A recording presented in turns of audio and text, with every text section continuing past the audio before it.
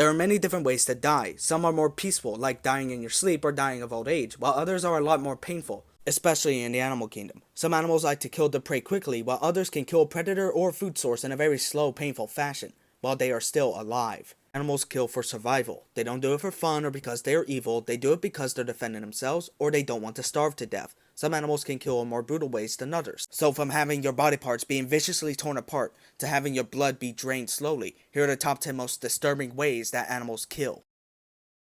You probably wouldn't think that such a tiny bird could kill in a gut-wrenching fashion, but that is the best way to describe how the shrike kills its prey. These territorial animals feed on small vertebrates and insects, and will take them onto a fin-sharp object and stick them on there. Usually they will use thorns, but they have been known to use man-made objects like barbed wire to impale the living animals who just sit there and wait for their demise. This can drain toxins from an insect to make it edible. Number 9 is the chimpanzee. The chimpanzee is mainly a herbivore, but on rare occasions, these animals will try to take down and eat small monkeys. Some will stay in the trees while hunting, while others have to stay on the ground. They all have roles to play in taking the monkeys out, and they kill by tearing the animals apart. You can see how strong a chimpanzee is when you're looking at a hairless individual. This is also how they defend themselves, and they have killed people. They also fight during the breeding season to make sure that members in the group will stay in their lane, but deaths within a group are rare. And number 8 is the ant. Humans have made many torture devices that are worse than brutal. From the brazen bull, Spanish donkey, and Judas cradle, history has shown how monstrous some people are. One of those torture techniques was to tie ropes on each limb and connect it to 4 horses, and then the riders would excite the horses to where they try to run,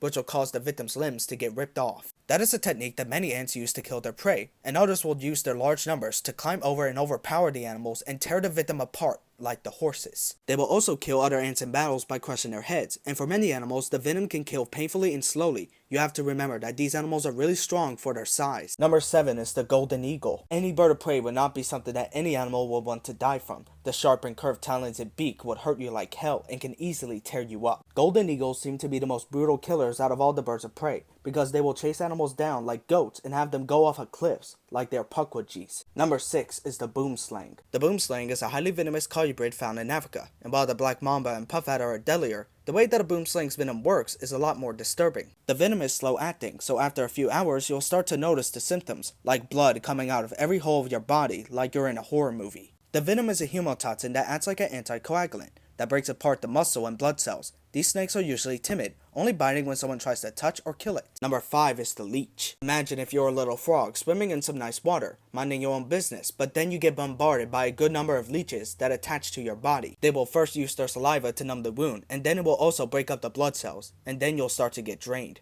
Now, while all leeches attach to animals, only 10% of species drink blood. Number 4 is Epimest. Epimest is a genus of ground beetle with up to 30 species. The larvae will grow to be 20 millimeters long, and they have double-hooked mandibles that they use to kill. The larvae will leave themselves out in the open for frogs to come eat, but as soon as the larvae get the chance, they will bite down on the frog's throat or belly and then act like a parasite. They will then move to the frog's back legs to make the animal completely immobile, so that it can be easily eaten by the Epimest larvae. This is an example of role reversal predators. Number 3 is the shrew. Many species of shrews are venomous, and they do not hibernate, so they use their venom to paralyze small vertebrates, worms, and insects, and then will bury them so that they can eat them alive later. Number 2 is the Tarantula Hawk. The Tarantula Hawk is a wasp that rely on tarantulas to survive, and they have one of the most painful stings in the insect kingdom. They will sting a tarantula to paralyze them and then will bury them alive. The tarantula hawk will lay an egg inside of the spider, and when it hatches, the larvae will feed on the fluids inside of the spider while it's still alive and it can feel everything.